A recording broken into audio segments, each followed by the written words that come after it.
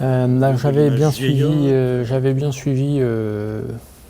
j'avais bien suivi parce que d'abord c'était un concurrent sérieux pour nous, hein, puisque Camif était un des plus gros acteurs du marché de la literie par correspondance, devant les, la Crainte et les Helvètes. Donc oui, on suivait ce qui se passait et on regardait ce que faisait la Camif. Puis on avait des clients Camif aussi qui achetaient chez nous parce que ils trouvaient des meilleurs prix ou parce que ils avaient un meilleur service ou un meilleur conseil ou une livraison plus rapide. Et en fait, en 2000, on a démarré chez Matelsom un segment de marché qui s'appelle, qu'on a appelé les partenariats. C'est-à-dire que l'idée, c'était d'aller voir des grands marchands et leur proposer de gérer pour leur compte l'onglet literie. Donc on a commencé. Voilà, c'est ça. Donc on a fait ça, ça s'est bien développé. Et en 2008, quelques mois avant la liquidation, j'avais été voir les équipes de la Camif en leur disant « Bon, je sais que vous êtes un acteur important du marché de la literie, je sais aussi comment on pourrait améliorer les performances de votre rayon literie, et je vous propose de gérer pour vous la totalité de votre... Vous proposiez votre expérience nette, quoi. Exactement.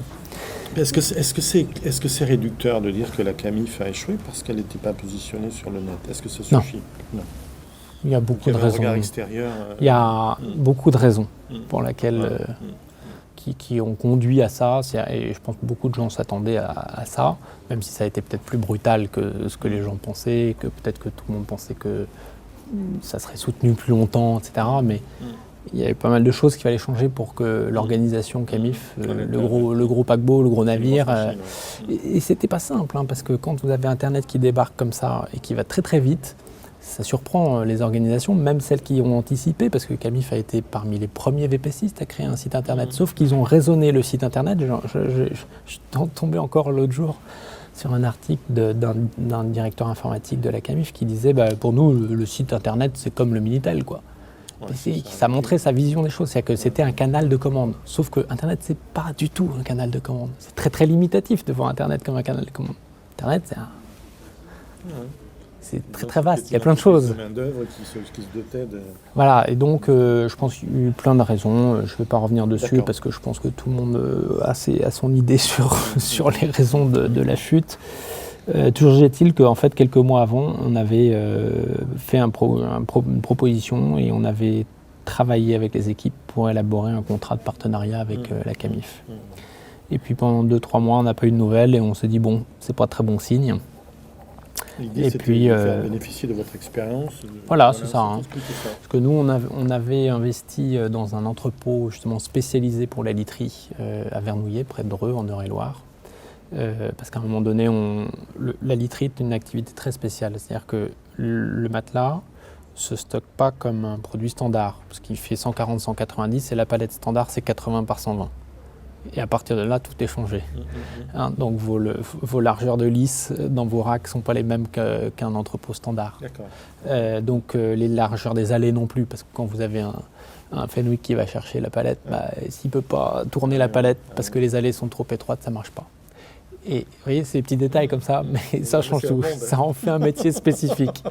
Et il y a d'autres choses qui en font un métier spécifique, c'est qu'il y a beaucoup de mousse dans le matelas. Et la mousse, c'est inflammable. Et du coup, il y a des normes de stockage au-delà d'un certain volume de mètres cubes qui sont assez drastiques et qui sont dictées par la DRIR, qui font que vous devez avoir un entrepôt pour être aux normes, avec du sprinklage sur chaque nappe de stockage, hein, sur chaque cellule de stockage. À chaque étage vous avez une tête de sprinklage. Donc vous avez des grandes cuves de sprinklage, vous avez un entrepôt qui est dans une structure béton, parce que quand ça brûle, il ne faut pas que ça fasse la Twin Tower, quoi. Donc c'est un métier complètement différent. C'est un métier très distinct. Et du coup, c'est ça qu'on a apporté. C'est-à-dire qu'on a apporté un vrai savoir-faire d'expert literie, à la fois dans son approche conseil, mais dans sa logistique, jusqu'à la livraison chez les clients, puisqu'on livre aujourd'hui en 24-48 heures partout en France sur une sélection assez large, puisqu'on offre près de 10 000 références de literie, de matelas, de sommiers de lit, de linge de lit, etc. Donc on avait fait cette proposition-là. Quand la Camif, quand on a appris, comme tout le monde, que ça a été liquidé, on était surpris aussi, puisqu'on n'avait pas du tout été prévenu non plus.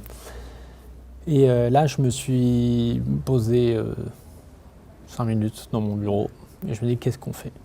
Est-ce qu'il y a un intérêt? Est-ce qu'on peut faire quelque chose? Et moi, je crois que mon expérience, en tout cas, c'est que dans chaque crise, il y a des opportunités. Pour nous, ça a été une opportunité de se dire on peut relancer Camif sur Internet parce que c'est ce qu'on sait faire. Or, c'était bien de quoi... c'était une des raisons de l'échec, c'était la difficulté de migrer d'un modèle complètement orienté sur la sortie d'un catalogue ou 2 catalogues par an à un modèle Internet où les choses changent très vite. Or, nous, on avait cette expertise de la vente sur Internet. On avait également, de par notre rachat de meubles.com 7 ans avant, et puis par Mattelsom, beaucoup de fournisseurs en commun avec la Camif. 50% de nos fournisseurs étaient des fournisseurs de la Camif. Donc là, les gens de l'Union nationale de l'industrie des fabricants d'ameublement français est venu nous dire est-ce que vous pourriez pas vous intéresser au dossier? On a dit on est déjà dessus et on s'intéresse au dossier. C'est un dossier compliqué par contre. Je crois que c'était le dossier le plus compliqué que j'ai pu gérer dans ma vie d'entrepreneur.